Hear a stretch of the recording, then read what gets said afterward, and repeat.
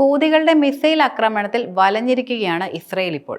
രാജ്യത്തിന്റെ ഹൃദയഭാഗത്തേക്ക് വമ്പൻ പ്രതിരോധ കവചങ്ങളെ തകർത്തുകൊണ്ട് ബെൽഗുരിയൻ വിമാനത്താവളത്തിന് നേരെ ഹൂതികൾ നടത്തിയ മിസൈൽ ആക്രമണത്തിന്റെ ഞെട്ടലിലാണ് ഇസ്രയേൽ ഇപ്പോൾ ഉള്ളത്.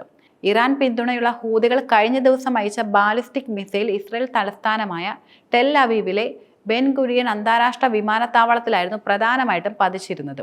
ഞായറാഴ്ച പുലർച്ചെ നടന്ന ആക്രമണത്തിൽ 6 പേർക്ക് പരിക്കുമേൽക്കുകയുണ്ടായി. വിമാനത്താവളത്തിന്റെ പ്രധാന ടെർമിനലിനടുത്ത് മിസൈൽ പതിച്ചത് സ്ഥലത്ത് വൻ ഗർത്തമാണ് രൂപപ്പെടുത്തിയത്. ഹൂതികളുടെ ആക്രമണത്തിന് കനത്ത തിരിച്ചടി നൽകുമെന്ന് ഇസ്രായേൽ വ്യക്തമായി പറയുന്നുമുണ്ട്. ഹൂതികളെ പിന്തുണയ്ക്കുന്ന ഇറാനും കരുതിയിരുന്നു എന്ന മുന്നറിയിപ്പ് നെതന്യാഹുവും നൽകുന്നുണ്ട്.